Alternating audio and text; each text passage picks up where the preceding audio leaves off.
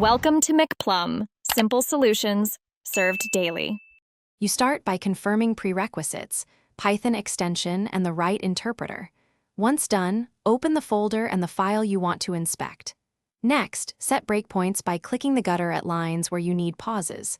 Then open the Run and Debug view and select Python, current file. If prompted, create a simple launch. JSON to save the configuration. This gives a reproducible debug session, so you can step through code instead of guessing what happens at runtime. You now run the session and interact with it.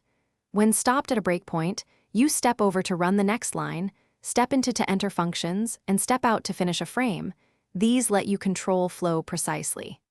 Meanwhile, inspect values by hovering, use the variable's pane, and add expressions to watch to track changes. Also use the call stack to jump frames and the debug console to evaluate expressions or call helper functions.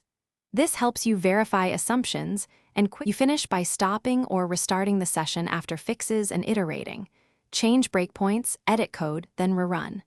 Make sure to save files before relaunching so the debugger runs current code. If you need env specifics, set env vars or args in launch. JSON or enable remote debugging for containers. If things fail, verify the selected interpreter, the Python extension version, and that the integrated terminal matches your shell environment. This combination is the single most common source of silent mismatches and